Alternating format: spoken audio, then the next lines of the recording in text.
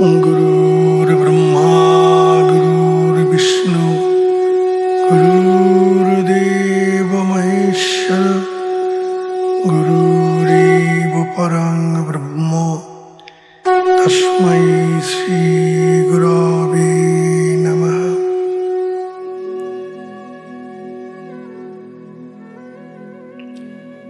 जय गुरु जय गुरु जय যোগীরাজ জয় যোগীরাজ জয় গুরু।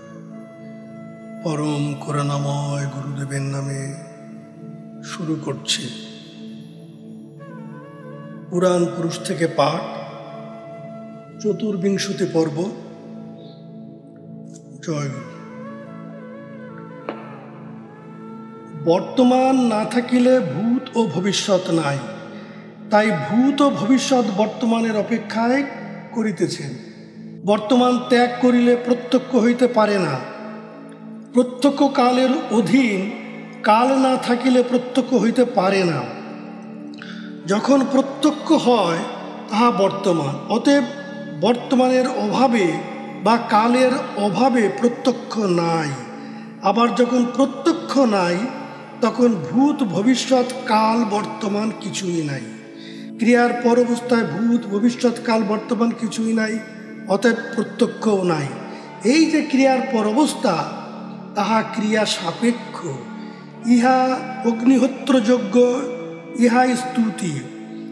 ক্রিয়া করিতে কাহারও অনিচ্ছা জন্মাইলে ক্রিয়ার সুখ্যাতি করিয়া প্রত্যক্ষ দৃষ্টান্তের দ্বারায় তাহাকে বুঝাইয়া তাহার ক্রিয়াতে উৎসাহ বৃদ্ধি করার নাম স্তুতি। অর্থাৎ ক্রিয়া করিলে ভালো হয়, মঙ্গল হয় এবং বহু লোকের উত্তম গতি হইয়াছে, ইহা বলা কর্তব্য। আবার ক্রিয়া লইয়া যাহারা ক্রিয়া করে না, ছাড়িয়ে দেয়, তাহাদের নিন্দা করা উচিত।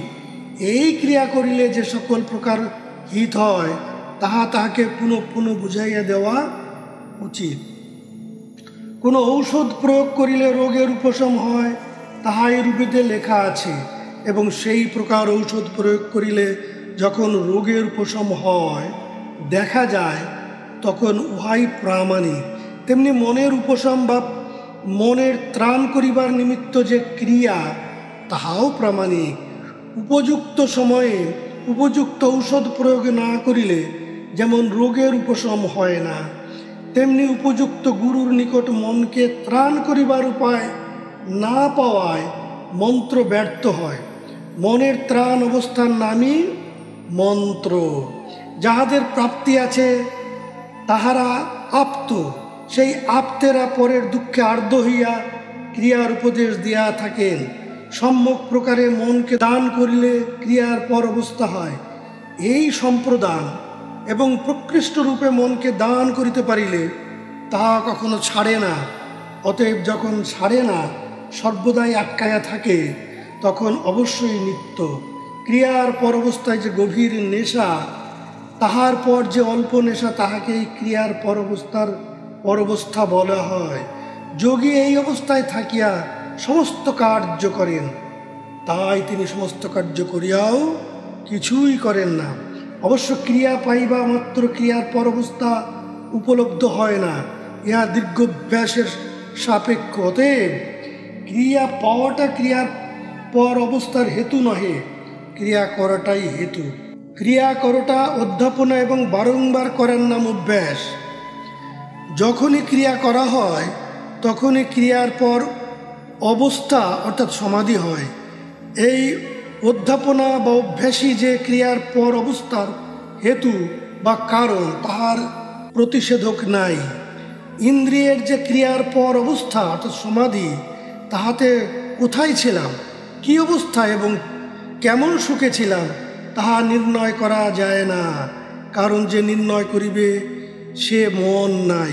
উহা সকল প্রকার তত্ত্বাতীত, গুণাতীত, সত্যাতীত, স্পর্শাতীত হওয়ায় উহার নিত্যত্বের প্রতিষেধক নাই এবং উহা ব্যক্ত করিবার উপায় নাই। ব্যক্তিতে বিশেষ প্রকারের গুণের আশ্রয় থাকায় মূর্তি বলে। কৃষ্ণের মূর্তি পূজা করো, কিন্তু কৃষ্ণেতে যে বিশেষ গুণ আছে, তার মূর্তি যা পূজা হইতেছে তাহাতে ওই বিশেষ গুণ থাকা দূরে থাকুক, সামান্য যে সত্য রজ তম তাহাও নাই।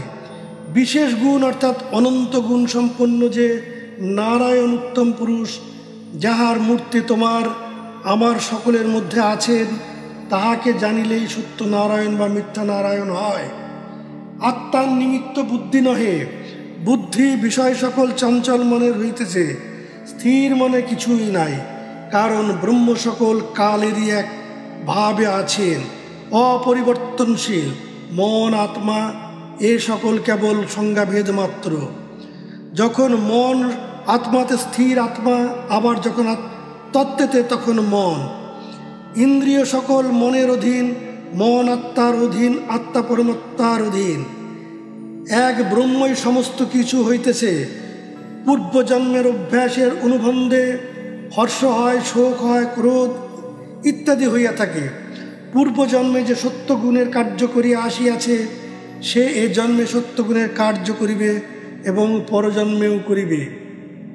পূর্বজন্মে যে সত্যগুণে ছিল, এই জন্মে সে শৈশব অবস্থা হইতেই ধার্মিক হইবে। আর যে তমগুণে ছিল, সে স্বভাবতই হিংস্রক বা মন্দগতি হইবে। শৈশব অবস্থা হইতেই তাহার লক্ষণ সকল দেখা যায়। যেমন কেহ ব্যাঙ দেখিলে ভীত হয়, আবার কেহ হাত দিয়া ধরে। কেহ পুত্র শোকে অত্যন্ত কাতর হয়, কেহ অনুমাত্র শোক করে না। কিন্তু পূর্বজন্মানুসারে আত্মার হর্ষ, বিষাদ, ভয়, শোক, ক্রোধ ইত্যাদি কিছুই নাই। ইচ্ছা মাত্রই মনের ইচ্ছা হইতেছে, ইচ্ছা রহিতের জন্ম নাই। আত্মা যখন ইচ্ছা রহিত, তখন ইচ্ছা গলিয়া গেল, তখন আত্মার আবার জন্ম কি প্রকারে সম্ভব? কিন্তু আত্মা গুণ বিশিষ্ট হইলেই জন্ম। যেমন বৃক্ষের গুণ যাইলে বৃক্ষ শুকাইয়া যায়, তেমনি আত্মা নির্গুণ হইলে ব্রহ্মে লয় হয়। ব্রহ্ম অনন্ত এবং অনন্ত, ব্রহ্ম হইতে সব কিছু হইয়াছে, এই নিমিত্তে ব্রহ্মের ক্ষমতাও অনন্ত। যিনি ব্রহ্মজ্ঞ তিনি অসীম ক্ষমতাবান। ব্রহ্মাণুর সন্নিকর্ষে 3 লোক, এই ব্রহ্মের অণুর মধ্যে তিনি 3 লোকেই দেখিতে পান। তবে স্থিরত্বের তারতম্য হেতু এবং মন বা গুণের সন্নিকর্ষ হেতু অবস্থা ভেদে পৃথক পৃথক দেখা যায়। যেমন মূলাধারে জগদ্ধাত্রী, সরস্বতী, গণেশ ও ব্রহ্মা স্বাধিষ্ঠানে রাধা কৃষ্ণ ইত্যাদি। এই দেখা কর্ম ভূতের ধর্ম হইতেছে, কিন্তু ক্রিয়ার পর অবস্থায় কিছুই দেখা নাই। তা হইলে না দেখাই যদি ধর্ম হইল, তবে দেখা যায় কেন? ব্রহ্মাণুর যে বিভাগে যাহার যে প্রকার প্রকাশ হয়, তখন সেই প্রকার দেখা যায়। কারণ ব্রহ্মের প্রত্যেক অণুতে 3 লোক। ওই অবস্থা সূক্ষ্মরূপে ভূতে প্রতিঘাত হওয়ায় পৃথক দেখা যায়। অতএব ওই দেখাও ভৌতিক ধর্ম। কুটস্থের মহৎ জ্যোতি অন্যান্য পার্থিব জ্যোতিকে আচ্ছন্ন করায় দিবসে উল্কাপাতের ন্যায় দেখা যায়। কিন্তু ব্রহ্মজ্যোতি বিশিষ্ট দেব ও সিদ্ধগণকে উহার মধ্যে দেখিতে পাওয়া যায় যোনিমুদ্রায়। যখন ব্রহ্মতেজ বিশিষ্ট হইলে, অর্থাৎ আপনা আপনি ব্রহ্মে থাকিলে, তখন সব কিছুই দেখিতে লাগিলে। কারণ একটি ব্রহ্মাণুর একাংশে জগৎ রহিয়াছে। প্রমাণ গীতা, একাংশের স্থিত জগৎ। আবার আরও অধিক প্রাণকর্ম ওঙ্কার ক্রিয়া করিতে করিতে যখন সমান তেজ বিশিষ্ট হইলে, তখন ছোট বড় না থাকায় এবং ভৌতিক ধর্মের অতীতে যাওয়ায় কেহ কাহাকেও আবরণ করিতে পারিল না। যোগীগণ এই প্রকার তেজ বিশিষ্ট নিরাবরণ প্রাপ্ত হওয়ায় না দেখিয়াও সব কিছু দেখিয়া থাকেন। এই ব্রহ্মতে সর্বতই রহিয়াছে, কিন্তু অসমান হওয়ায় অপ্রকাশ এবং সমান হইলেই প্রকাশ। ব্রহ্মজ্যোতির দ্বারায় প্রকাশ হওয়ায় ভিতরের মূর্তি সকল অন্তর্দৃষ্টির দ্বারায় দেখা যায়। আবার ব্রহ্মজ্যোতির মধ্যে প্রবেশ করিলে, অর্থাৎ ব্রহ্মে প্রবেশ করিলে, অর্থাৎ লয়প্রাপ্ত হইলে দেখাশোনা ইত্যাদি কোনো কর্মই থাকে না। যেমন জলে লবণ, তখন অজ্ঞানের প্রকাশরূপ স্বচ্ছ গুণ না থাকায় কুটস্থও দেখা যায় না। ক্রিয়া করিয়া স্থির হইলেই বুদ্ধি ওই অবস্থায় সর্বদা থাকিলে অধিষ্ঠান স্থির থাকিলেই যেখানে সেখানে গতি, এবং গতি হইলেই আকৃতি দেখা যায়। কিন্তু যখন ক্রিয়ার পর অবস্থায় শূন্য ব্রহ্ম, তখন কিছুই নাই। যখন উহার বিপরীত, তখনই দেখা শোনা। এই দেখাশোনার বিনাশ থাকায় উহা অনিত্য, কারণ দেখা ও না দেখা একসঙ্গে না হওয়ায় নিত্য নহে। অতএব ব্রহ্মে না থাকায় অবয়বান্তর অর্থাৎ অন্যদিকে মন দেওয়ায় গৃহস্থ, সন্ন্যাসী, ব্রাহ্মণ, ক্ষত্রিয় ইত্যাদি উপাধি হইতেছে। এই সকল উপাধি মিথ্যা, কারণ ব্রহ্মে না থাকায় গুণান্তর যেহেতু এই প্রকার হইতেছে। আত্মা ও মন দুই এক। আত্মা ক্রিয়ার পর্বস্থায় নির্লিপ্ত, আবার যখন সুখ দুঃখ মানিয়া লইতেছেন তখন মন। যুগপৎ উৎপত্তি বিভুর মনের নহে। কেন? যখন চঞ্চল মন স্থির হইয়া বিভু হইতেছেন তখন আত্মা হইতেছেন, উভয়ই দেখিতে সক্ষম। মন যখন বাহিরে যতক্ষণ চঞ্চল, আবার তখন স্থির হইয়া মনে প্রবেশ করিলে তখন তিনি বিভু। বিভু অর্থাৎ ব্রহ্ম, যিনি নিজেই উত্তম, স্বয়ং উৎপন্ন হন। ব্রহ্মে যুগপৎ সংযোগ ও যুগপৎ জ্ঞানের উৎপত্তি হয়। এই জ্ঞান ক্রিয়ার পর অবস্থাতে হইয়া থাকে, চঞ্চল মনের হয় না। মন স্থির হইলেই বুদ্ধি, কারণ তখন দেখা না দেখা, জানা না জানা কিছুই না থাকায় বিরোধ নাই, এবং বিরোধ না থাকায় যখন সমস্ত নিত্য হইল তখন বুদ্ধিও নিত্য।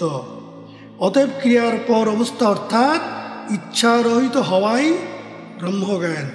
ওই অবস্থা বা জ্ঞান আত্মক্রিয়ার দ্বারায় হইয়া থাকে।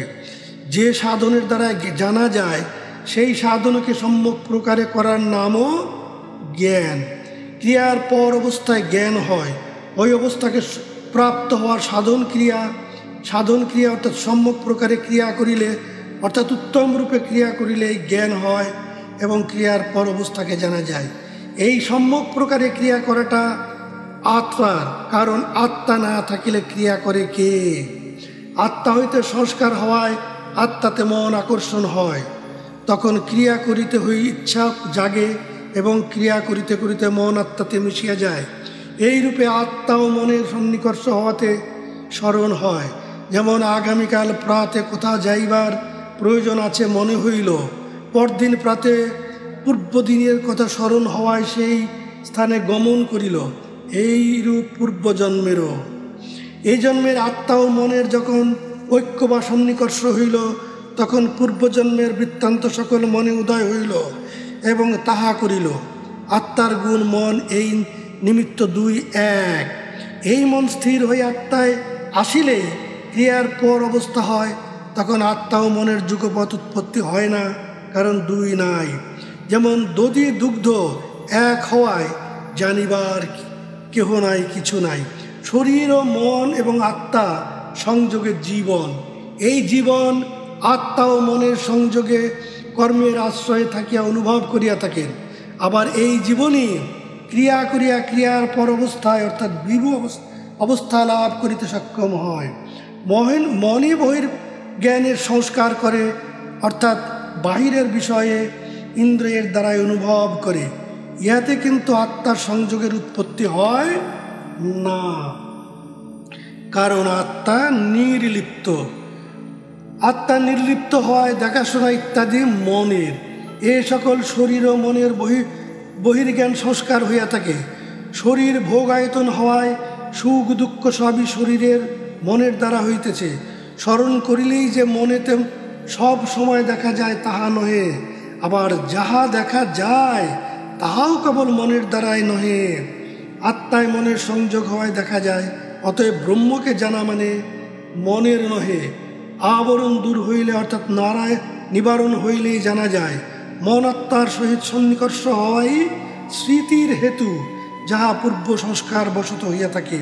অর্থাৎ মন আত্মাতে যাইয়া চেষ্টা করিতে করিতে মনের স্মরণীয় বস্তুর ক্রমে স্মরণ হয়। যেমন দুগ্ধ মনে হইবা মাত্র দুগ্ধের রূপ গুণ আস্বাদ একেবারে মনে হয় না, যুগপৎ উৎপত্তি হয় না। যদি সকল বস্তুর চিহ্ন একেবারে দেখা যাইত, তাহা হইলে স্মরণেরও যুগপৎ উৎপত্তি হইত। জয় গুরু। আবার অধিক আত্মকর্ম করিতে করিতে যখন সমস্তই একেবারে দেখা গেল, তখন যুগপৎ উৎপত্তি ও অযুগপৎ উৎপত্তি কিছুই নাই। অর্থাৎ আত্মার প্রবৃত্তি নিবৃত্তি, যুগপৎ উৎপত্তি ও অনুৎপত্তি কিছুই নাই। কারণ ব্রহ্ম সর্বব্যাপী, ব্রহ্মের এক অণুর মধ্যে পঞ্চতত্ত্ব বর্তমান।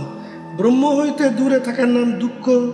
যাহার প্রাপ্তির ইচ্ছা নাই তাহার সুখ নাই, কারণ সুখ দুঃখ মনের, আত্মার নহে। আত্মা সর্বব্যাপী অনন্ত জীব রূপে রহিয়াছেন। এই প্রকারে জীব স্বরূপ শিব অর্থাৎ আত্মা বিশ্বময় হইয়া রহিয়াছেন, তাই তিনি বিশ্বেশ্বর।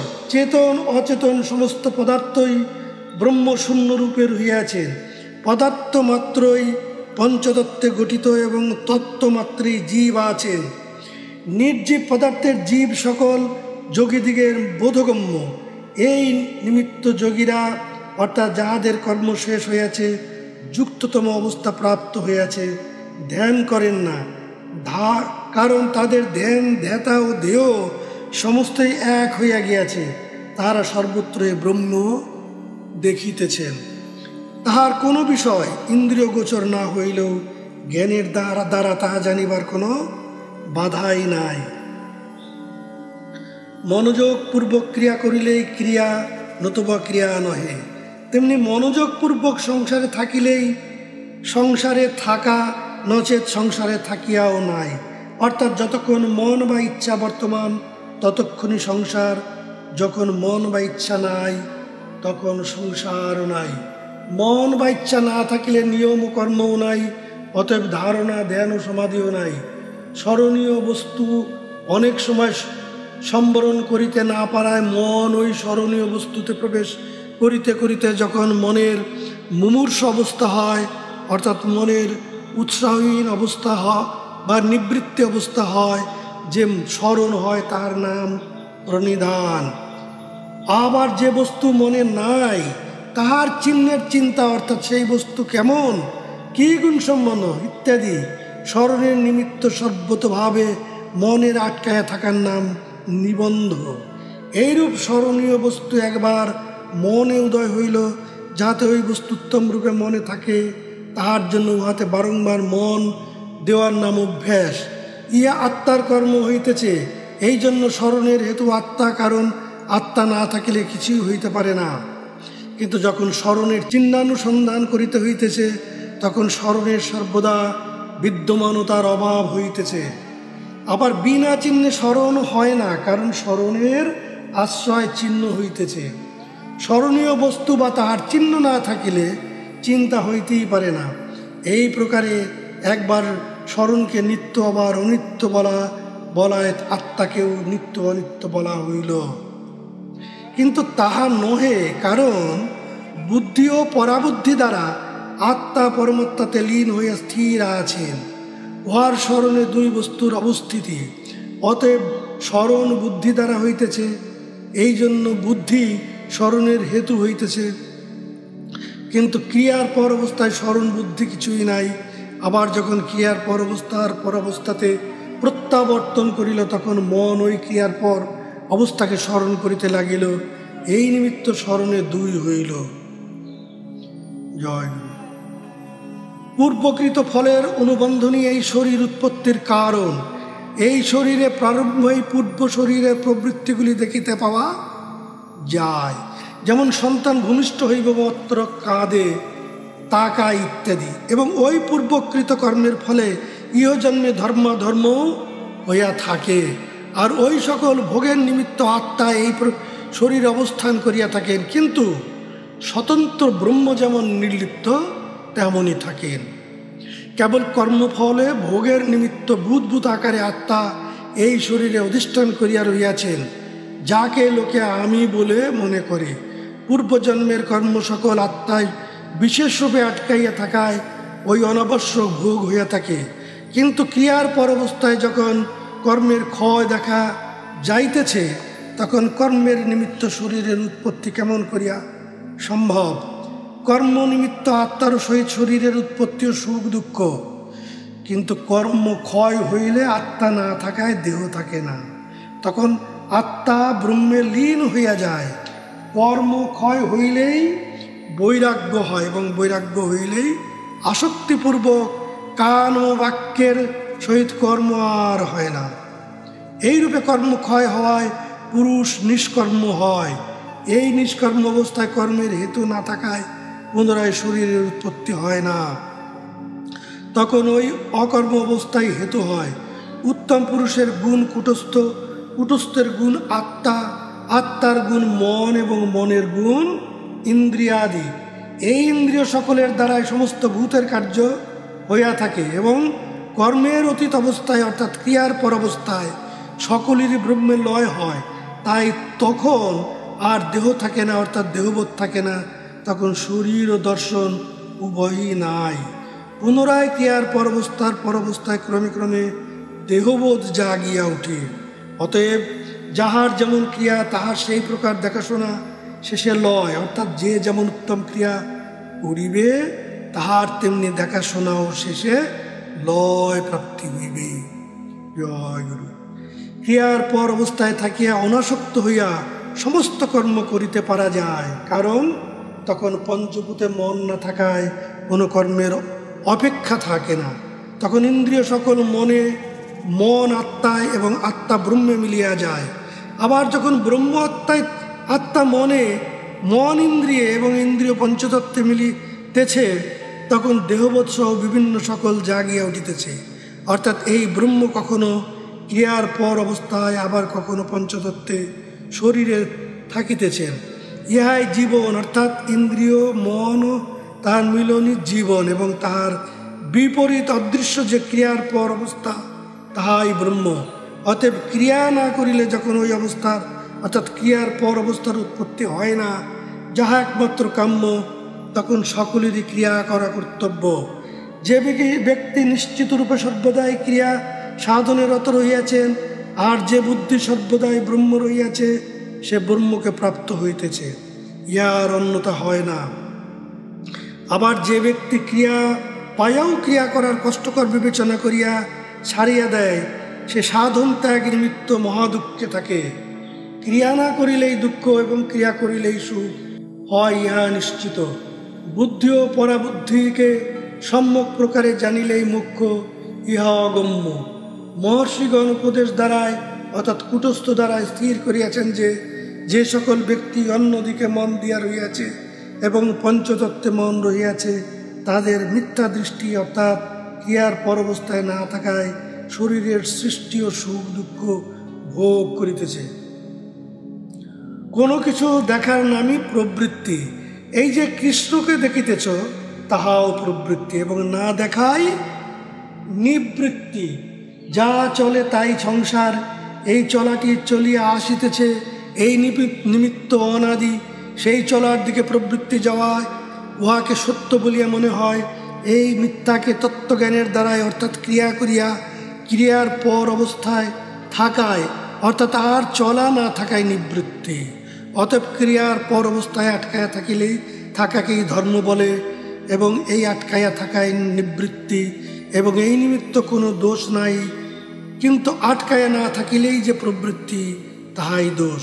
কারণ ক্রিয়ার অবস্থায় আটকাইয়া না থাকায় দেহবোধ জাগিয়া উঠে, এবং দেহবোধ জাগিলেই মন বুদ্ধি চিত্ত দেশ মোহ প্রভৃতি উৎপন্ন হইয়া থাকে, ইহাই দোষ।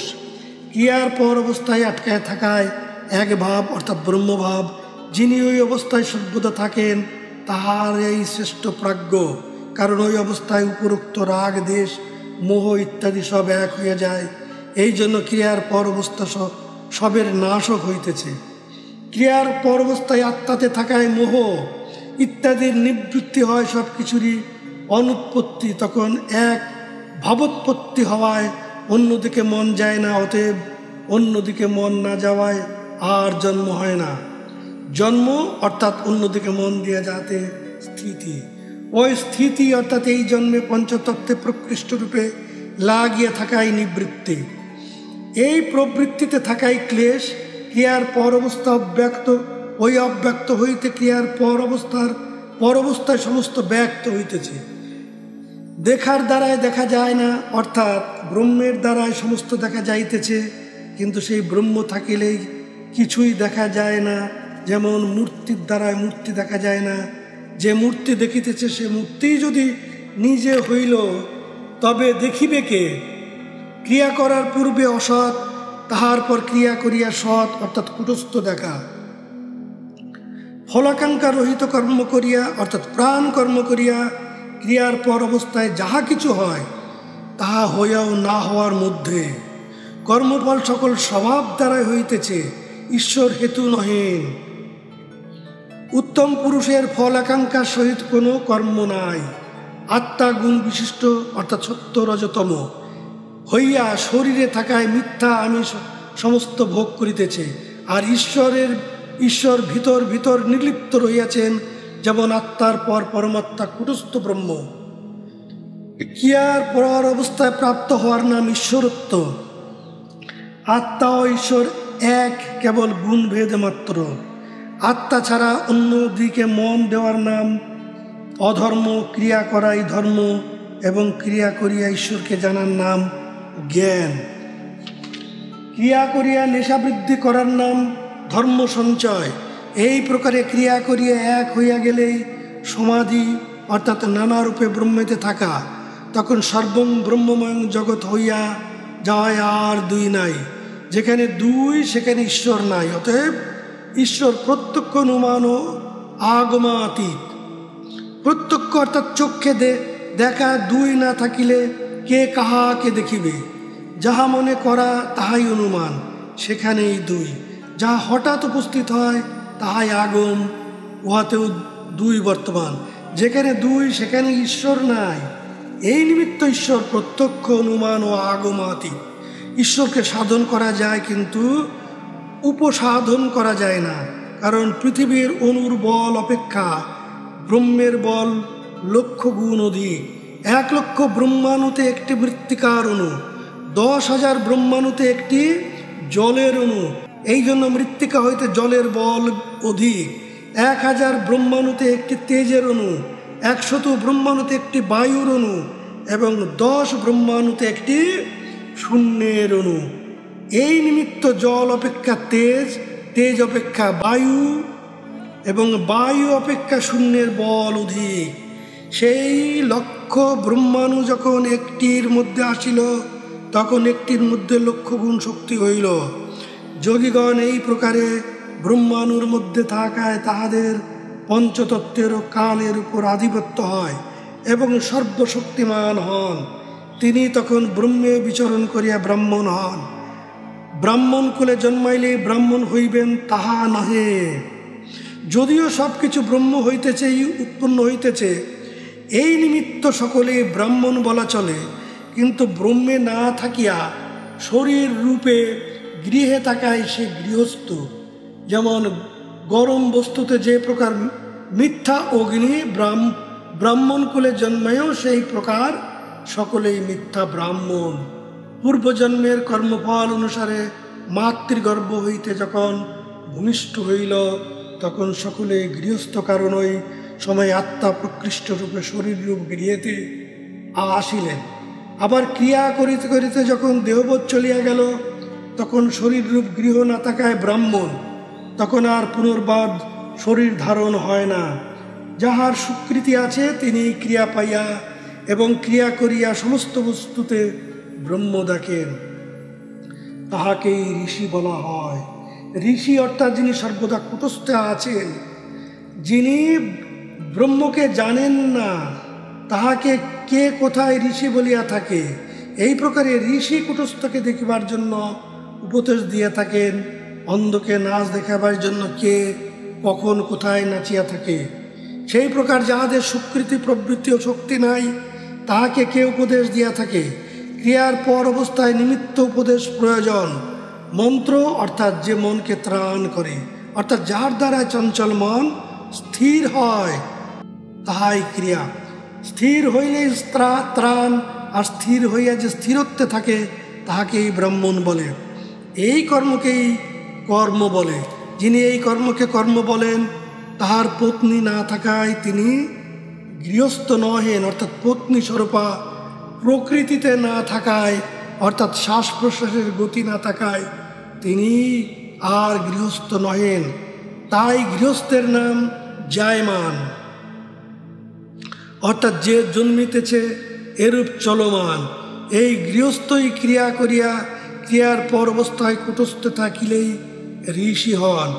আর যাহারা অন্যদিকে মন দেন না, সর্বদা ক্রিয়ার পর অবস্থায় থাকিয়া অমর হন।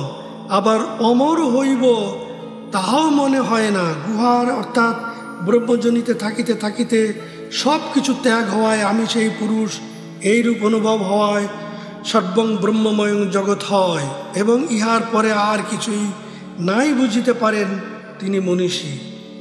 অতএব প্রথম তপস্যা কুটস্থে থাকা, দ্বিতীয় তপস্যা ব্রহ্মচর্যকুলে বাস এবং ব্রহ্মেতে থাকিয়া কুলকুণ্ডলিনী স্বরূপে আত্মাতে থাকা, এবং তৃতীয় তপস্যা আত্মাকে কুটস্থে রাখিয়া আটকাইয়া থাকা, অর্থাৎ ক্রিয়ার পর অবস্থা। এই সকল কর্মে ভালো লোক হয়। যিনি এই নিষ্কাম কর্ম করেন, অর্থাৎ আত্মকর্ম করেন, তাহার প্রাণ উৎক্রমণ করে না, অর্থাৎ বিয়োগ হয় না, অর্থাৎ ব্রহ্মে যোগ হইতেছে, অন্যদিকে যায় না। তিনি তখন সমান ব্রহ্মস্বরূপ হইয়া লীন হন, অর্থাৎ ব্রহ্মই হইয়া যান। জয়। অন্যদিকে মন দেওয়ায় মনে বিষয়ের উৎপত্তি হয়, ইহার নাম অহংকার। অর্থাৎ আমি বুদ্ধি হওয়াতেই বিষয়ে মন যায় এবং এই অহংকারী আত্মাতে থাকিতে দেয় না। ক্রিয়ার পর অবস্থায় আত্মাতে থাকিলে বিষয়ে নাই, আবার বিষয়ে থাকিলে আত্মাতে নাই, পরস্পর বিরুদ্ধ ভাব। ক্রিয়ার পর অবস্থায় থাকিতে থাকিতে অহংকার, জন্ম, প্রবৃত্তি প্রভৃতি নিবৃত্ত হয়। এই সকলের নাশে মোক্ষ হয়, ইহাই সকল শাস্ত্রের উদ্দেশ্য। এই সকল মিথ্যা সংকল্প যখন না থাকে তখন আত্মায় মন থাকে। এই অবস্থার নাম মুক্তাবস্থা। ইহাই সকলের কাম্য। পৃথিবীর বস্তু হইতে মন উত্তম, কিন্তু ভিতরে বিষয়ে তুল্য। উপরে উপরে দেখিলে মন আকৃষ্ট করে, আর ভিতর দেখিলে ত্যাগ হয়। ইহাই মায়া, ইহা চঞ্চলতার প্রকাশ। বিদ্যা অর্থাৎ ব্রহ্মবিদ্যা বা ক্রিয়ার পর অবস্থা এবং অবিদ্যা অর্থাৎ ক্রিয়ার পর অবস্থার ব্যতীত অন্য সমস্ত, অর্থাৎ অন্যদিকে মন। এই অন্যদিকে মন দিলেই, অর্থাৎ ক্রিয়ার পর অবস্থায় না থাকিলেই অযুক্ত অবস্থা। তখন ইন্দ্রিয়ের দ্বারায় বিষয় সকল মনে আবৃত হওয়ায় ক্রিয়ার পর অবস্থার অনুপলব্ধি। বিষয়ে মন যাওয়ায় ইন্দ্রিয় সকল দুর্বল হয়। এই দুর্বলতা প্রযুক্ত মন ক্রিয়ার পর অবস্থা অনুভব করিতে পারে না। ক্রিয়ার পর অবস্থায় মনে মনে থাকা ইন্দ্রিয়াদি বিষয়ে যাইতে না পারায় গন্ধাদি কিছুই গ্রহণ করিতে পারে না। ক্রিয়ার পর অবস্থা আর প্রলয় দুই এক। 3 গুণের অতীত এই ক্রিয়ার পর অবস্থা। যখন ভাব হইতেছে তখন 2 হইল, আবার প্রকৃষ্ট প্রকারে যখন অভাব হইল, অর্থাৎ ক্রিয়ার পর অবস্থা হইল, তখন নিরবয়ব। যখন নিরবয়ব তখন কিছুই নাই, তখন ব্রহ্মে লীন হওয়ায় নিবৃত্তি হইল, অর্থাৎ সকল প্রকার বৃত্তি শূন্য হইল। তাই সকল বস্তুর লয় কল্পনা হইতে পারে না, কারণ তখন তুমি লয় হইয়া গিয়াছ। অন্যান্য বস্তু যেমন তেমনই রহিয়াছে। নিরবয়ব যখন হইল তখন সমস্ত পদার্থের পরমাণু নির্বিশেষে রূপে বিভাগ হইয়া ব্রহ্মে মিশিয়া গেল, অর্থাৎ পৃথিবীর অণু জলে, জলের অণু তেজে, তেজের অণু বায়ুতে, বায়ুর অণু শূন্যে এবং শূন্যের অণু ব্রহ্মে। এই প্রকারে যাহা বিস্তার হইয়াছিল তাহা সংকুচিত হইল, পরে যেখানে ব্রহ্মাণ্ড নাই সেইখানেই আটকায়া থাকিল। ইহাই ক্রিয়ার পর অবস্থা। আকাশ অতিশয় সূক্ষ্ম হেতু যেমন অনুভব করিতে পারা যায় না, অথচ কিছু আছে বলিয়া মনে হয়, তেমনি আকাশ অপেক্ষা সূক্ষ্ম অবয়ব ব্রহ্মাণ্ড অনুভব করিতে পারা যায় না, অথচ কিছু আছে বলিয়া বোধ হয়। অতএব ক্রিয়ার পর অবস্থায় কিছুই নহে। এই কিছুই নহে অবস্থায় ব্রহ্ম, উহাতেই সকলকে লয় হইতে হইবে। ক্রিয়ার পর অবস্থায় কোনো মূর্তি দেখা যায় না, উহা সর্বগত। মন যখন কোনো বস্তুতে তখন আবরণ, আর যখন কোনো বস্তুতে আটকায়া নাই তখন নিরাবরণ। ক্রিয়ার পর অবস্থায় আকাশ সর্বগত নিরাবরণ। তাই ক্রিয়ার পর অবস্থা ব্যতীত সংসারে আর কিছুই হিতকারী নহে। তিনিই অভয়পদ, বিভু, পবিত্র, মহান হইতেছেন। তিনি সকলের আদি, নিধি এবং কূটস্থ স্বরূপ, বিশাল নেত্র এবং চন্দ্র, সূর্য, নক্ষত্র হইতেছেন। এই ক্রিয়ার পর অবস্থা হঠাৎই আসে, কিন্তু যখন আসে সেই অবস্থায় যতই দীর্ঘ সময় থাকা যায় ততই উত্তম এবং ভালো, এবং সেই অবস্থায় থাকা উচিত। এই অবস্থাকে ভঙ্গ করা আত্মহত্যার সমান। জয় গুরু, জয় গুরু, জয় যোগীরাজ, জয় যোগীরাজ। ও